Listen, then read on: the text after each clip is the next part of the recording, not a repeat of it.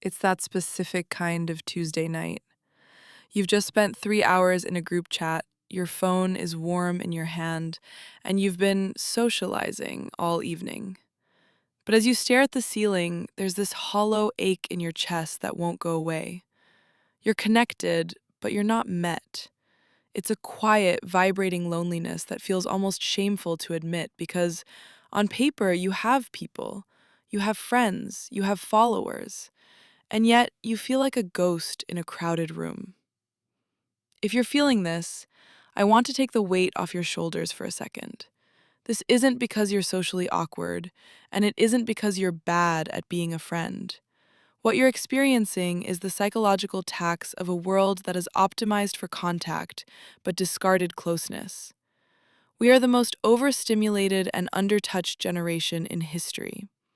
We've built a society that is a miracle of logistics and a catastrophe of the soul. We've been told that if we're lonely, it's a personal failing. We're told to put ourselves out there or join a club.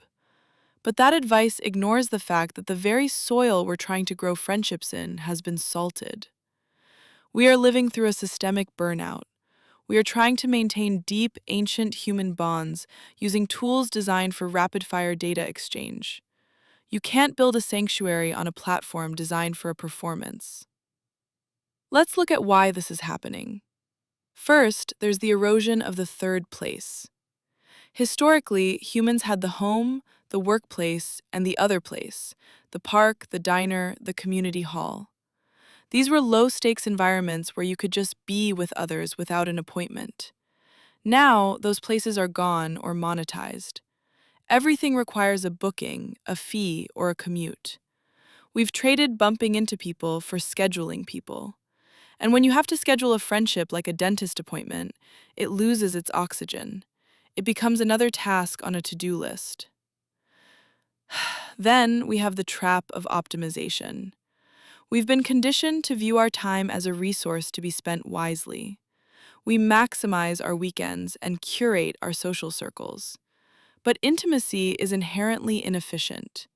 Intimacy is the messy, slow, unrecorded hours where nothing happens. When we try to make our friendships efficient by catching up via voice notes at 1.5 times speed or scrolling through someone's stories instead of calling them, we are stripping the relationship of its texture. We're eating the nutritional label instead of the meal.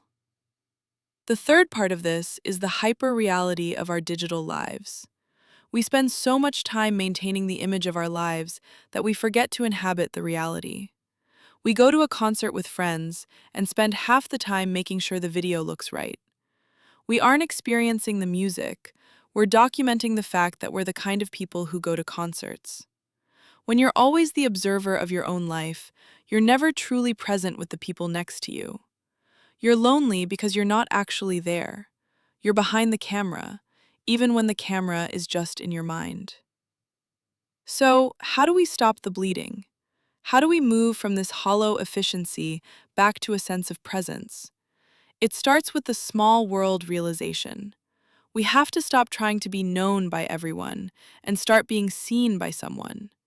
It means shifting from how many people did I interact with today to how much of myself did I actually show.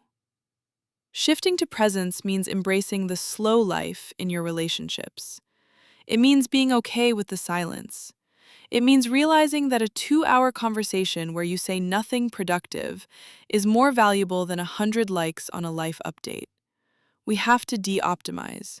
We have to become useless to the algorithm. When you stop treating your life like a content stream, you suddenly have the space for someone else to actually walk in and sit down. I want you to think about the last time you felt truly, deeply calm with another person.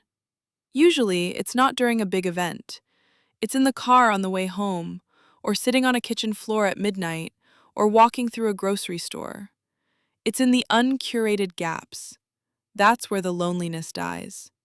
Not in the highlights, but in the shadows. As you go into tomorrow, I have a challenge for you. Don't try to fix your loneliness with more contact. Don't send 10 more texts. Instead, try to be more there for one thing. When you talk to someone, Put the phone in the other room. Look at the way.